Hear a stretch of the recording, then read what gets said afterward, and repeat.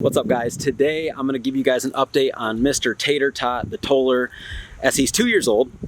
And I want to talk to you guys about some of the things that I've learned about the breed, some of the things I may not have known that now I do, and some of the pros and cons if you're looking into getting a Nova Scotia duck-tolling retriever. For those of you that are new to the channel, please hit that subscribe button, as we're going to be posting way more content about Mr. Tater Tot as well as Nova Scotia duck-tolling retrievers in general. Now, for those of you who've been following the content for a little while, you guys know that I got Mr. Tater Tot because I'm into upland hunting. So I love pheasant hunting. And I got a toller because I wanted something a little bit different than what everybody else was using as far as dogs in the field. And I had never seen somebody use a Nova Scotia duck-tolling retriever when it came to hunting.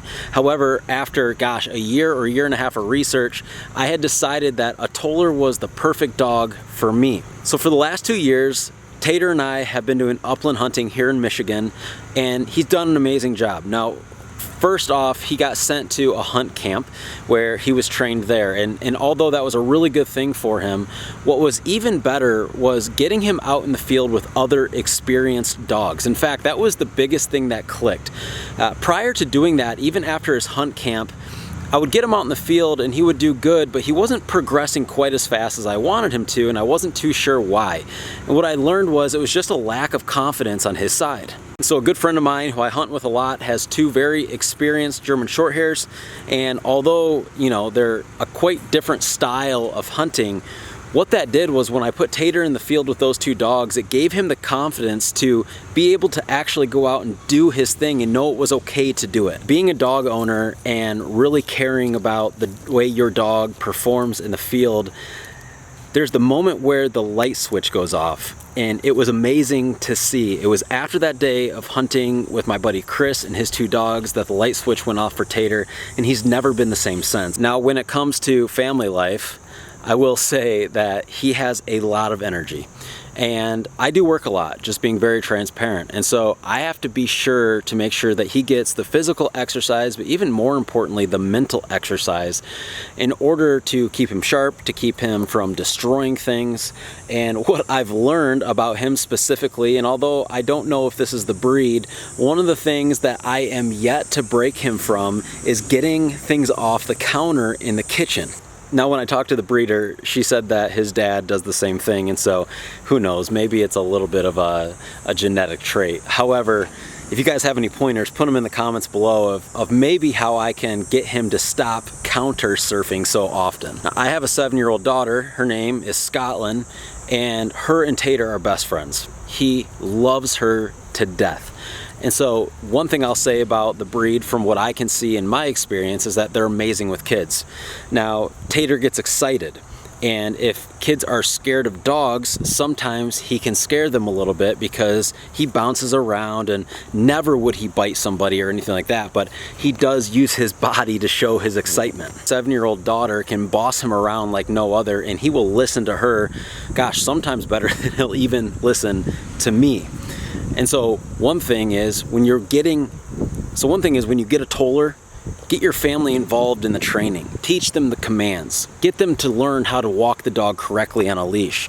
And in return, it will create a good family dog, I believe, regardless of the breed. If you're wanting to get a toller, I totally recommend getting one, but only if you follow these guidelines. And the first thing is make sure that you want to do something to give your toller a job. So whether that be hunting, agility, showing them in some manner, they love to work, but they work different than most breeds. They're very, very intelligent, and they like to work with their minds, and they get bored quickly.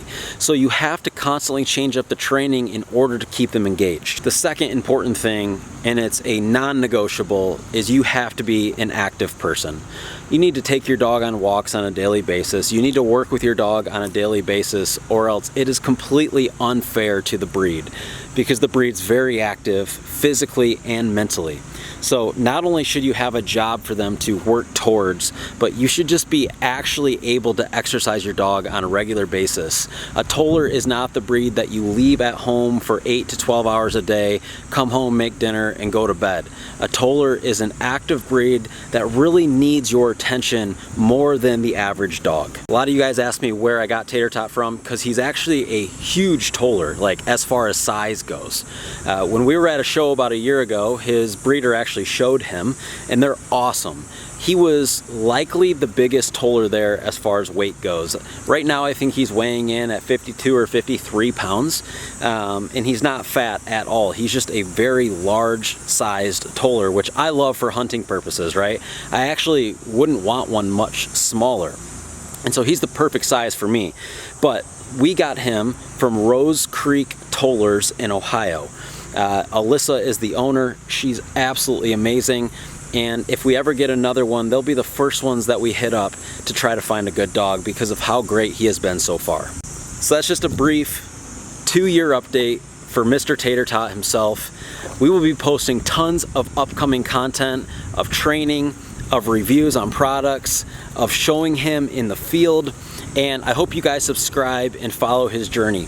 Now, if you guys have a Toller, comment below. I want to hear your story. How old's your Toller? Where did you get him from? What's your experience? What do you do with them? I just want to meet people in the community, and hopefully we as a community, as this breed is getting more popular now, can educate people who don't have them but want to get them. I'll see you guys in the next video.